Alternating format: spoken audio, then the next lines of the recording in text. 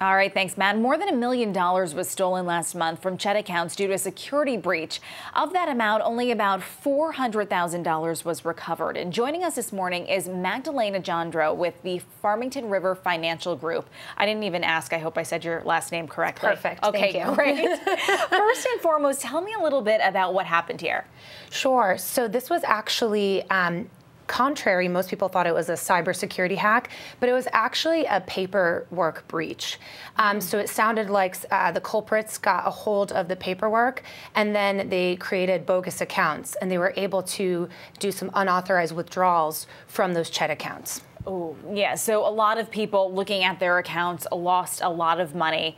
Now, there are steps being taken to help those people. Let's get that out of the way first and foremost. So what's being done? It's not like all is lost. No, absolutely not. So the plan sponsor is TIA CREF, and they did say they're going to make everyone whole and that they're going to provide some sort of fraudulent protection and identity protection for the next 2 years for those people. Okay, moving forward, I feel like we hear about these types of things all the time, whether it be because of a paper document or whether it be from a computer breach. So what are some of the best practices to safeguard your CHET accounts, or really any of your financial accounts? Absolutely. So let's start with the fact that this was a paperwork breach, right? So you want to be disposing of your documents in a secure and safe manner. So that means shredding and then making sure some sort of company that's authorized to dispose of it.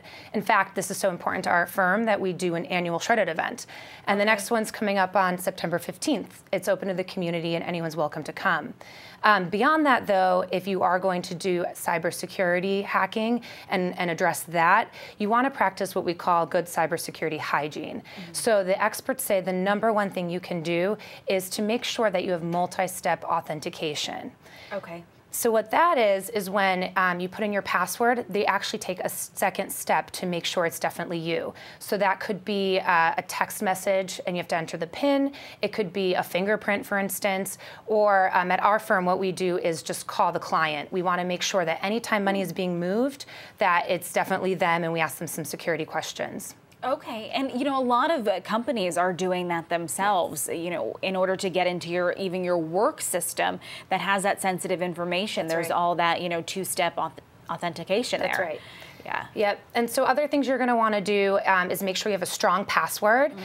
Most people choose a word as their password, but unfortunately, that is not best practice. The reason being is that they have these programs where they can generate every word in the dictionary and just ping your account with that. So what you're going to want to do is have a combination of uppercase, lowercase letters, symbols, numbers, and try to avoid words in the dictionary. Yeah, and beyond that, you're going to want to back up your data on a weekly basis. There are ransomware attacks where you can't access your data unless you pay the hackers. But if you're backing up your data, you avoid that a little bit.